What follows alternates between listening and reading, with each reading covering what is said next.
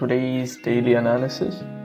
Today is a Wednesday market, February 4th, and on the fundamental side, we have Euro news at 3:30 PM IST and ADP non-farm employment change at 6:45 PM. And then we have ISM services, PMI, right, at 8:30 PM. For the Euro news, I'm expecting from the forecasted data we can see here, I'm expecting Euro to go down. So that means we can expect GBPUSD and EURUSD to go a bit lower.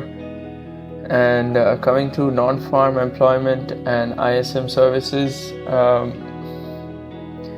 I expect USD to only get stronger.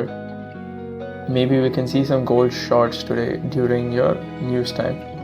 But these are not huge newses, so always stay careful from that. Anyways, now let's start off with the technical analysis. And so these are the pairs that I will be going through today, and I personally will be trading, right? Now coming on down into gold technical analysis. Gold technical analysis is pretty simple. People are still buying gold, right? So even if we had that huge fall over the last 3-4 days, people are still buying gold. And if we draw a fib for the entire swing from the bottom till the top that has been created right now, we can see this zone has a 4-hour fair value gap for the buy side. Similarly, if you go down into your 1 hour, you will be able to see a very nice fair value gap, and it comes perfectly in the equilibrium region of the fib, right? So I'll show you that. So on the 1 hour, we can see that we have a fair value gap and an order block on the 1 hour around the equilibrium region of the fib, right? So this is what I will be targeting for gold. So I am still buy, but I will be looking for basically retracements into a good place to buy from, right? So you can see I am targeting this 4750 region for a buy. There is another idea to take a buy around this region, right? But the thing is, like you can see, if we calculated this as a swing, right, it's not the right place to enter from, or like a better high quality setup. So that's why I have skipped that fair value gap, the fair value gap right here. Now coming into EURUSD. So EURUSD, so if you go down into the monthly, right? So on the monthly, what we can see is we are seeing a downtrend, right? So price has tapped a trend line, a sell trend line, and we can see the immediate FX price has swept and price is slowly trying to come down. Even on the weekly and even on the daily, we can see that effect, that we have 3-4 candles that have been huge reds, right? So I'm using the same idea and trying to go for sells for gold, for EURUSD. Now why this region is because we not only have previous days high, right, we also have previous months low. So this could be a very good retest, price action retest zone, which makes this very high probability. But something to note is that we have equal highs formation right above this order block, right? So I wouldn't be surprised even if price comes, takes out this equal high and then go back down. So be aware of all these things that are in the vicinity of the order block. But this is my basic and easy understanding of why I'll be selling EURUSD. And on top of that, also the forecasted data on Forex Factory for the Euro news doesn't look that good. So which makes it even better if we get an entry before then, right?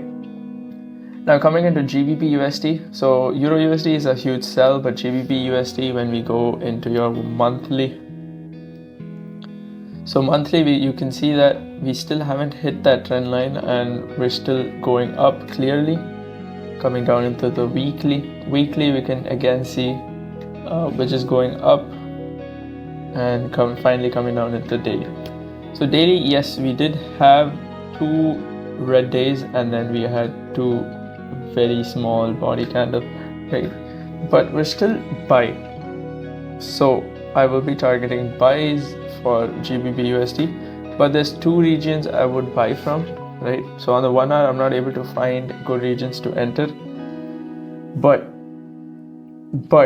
coming down into the 15 minutes, right? So on the 15 minutes, you can see this zone. So these 2 zones, why I've taken 2 zones is because this one, the first zone, is basically a very good zone because it has previous days low liquidity resting right above it, and the one below that is the extreme order block, and extreme order blocks are always much better to trade because if that will be the final zone that price will be retesting before the trend completely changes, right?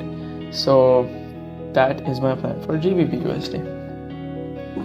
Now coming down into USDJPY. So USDJPY, I don't think we'll be able to see this setup happen today, but on the 1 hour, I am targeting some buys, right? I know we're on a huge, we are in a sell fair value gap, but the overall bias for USDJPY still remains buy, right? So you can see the monthly. So on the monthly, we are huge buy, and on the weekly, we are again buy, and on the daily we are again buy, at least trying to fill this fair value gap, right? Now coming down back into the 1 hour. So coming down back into the 1 hour, this zone should be very, very good because not only we have an easy 2 swing setup, we also have previous month's high right here. So again, beautiful price action level. And there is previous day's low, but I don't expect this to happen as of today. We have a lot of time, but we also have USD news, so there is a possibility, but that is something that I will be targeting for the rest of the week, right? Coming into NZDUSD, again, we're on a straight buy, so we're just going to focus on buys. And the 2 places that I'm focusing on is this 15-minute order block and this 4 hours order block, right? So why this 15-minute order block is because we have inducement first. Second, we have broken some structure. Right? So we're again buy, and there is good liquidity buildup as of right now along this region. There is good liquidity buildup. But one thing to notice is that we have previous days low resting right below the 15-minute order block, so price can tend to come to take that liquidity and then go back up. But if this order block fails, not to worry, because I am focusing on this 4 hours order block mainly, but it depends if the trend changes, right? If the trend changes from here and then goes back and takes this previous months and previous weeks high, then I would skip this 4 hours order block. Alright, but my plan as of right now, I think today we can see price coming and hitting this 15-minute order block as of today. Alright, now going into USDCAD. So now USDCAD, we have 2 setups, right? So mainly we are on the sell. We are on a huge sell, right? But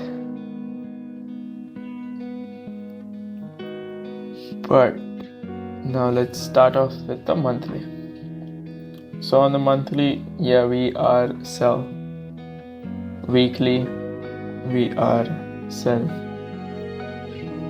Daily VR sell, but price is retracing into some equilibrium point, coming down into the 4 hours. So see, it looks like price has tapped somewhat of an order block around this region, but I wasn't really trading USDCAD that seriously. But now if you see the 1 hour, right?